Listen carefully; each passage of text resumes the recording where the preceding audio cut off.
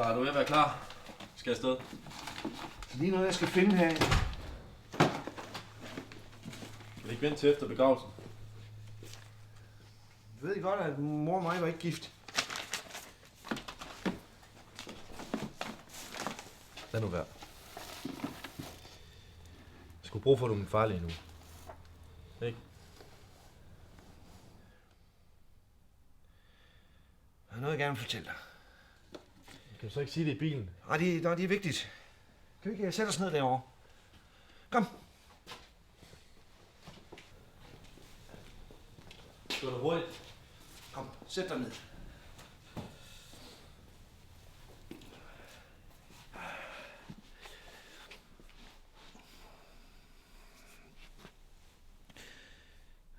Jeg er stolt af dig, ikke? Ja, det ved jeg godt, far. Det er skide fint. Men hvad vil du sige? Jeg er glad for, at du hjælper på værkstedet. Ja, selv tak. Kan jeg godt lide at være her? Kom nu ikke. Jo. Skal jeg afsted til den begravelse? Der er ikke nogen vej udenom.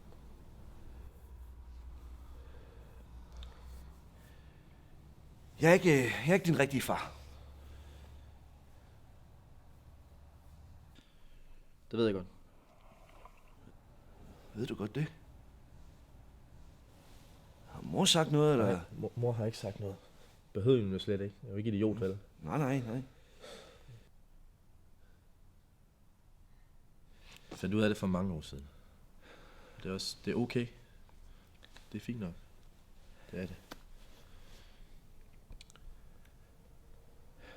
Men jeg ved jo ikke, hvem han er. Men min biologiske far. Vil du gerne vide det der? Jeg ved du, hvem han er? Ja, det gør jeg da. Kom. Kom.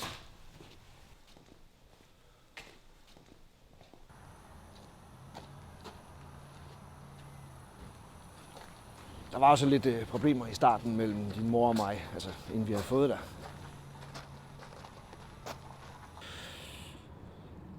Ja, så blev hun jo gravid med din far. Ja, hun var sgu nok lidt ensom. Jeg arbejdede nok alt for meget. Nå, men jeg fik en snak med din far herovre på værkstedet, og ja, så tog det ene det andet, og nu har han i hvert fald ligget begravet under den plov, der er i 18 år. Ja, din mor og mig tilgav hinanden, det er jo sådan noget, man gør. Nå, vi må hellere se at komme afsted, hvis vi ikke kan komme for sent til den begravelse. Kom. Far?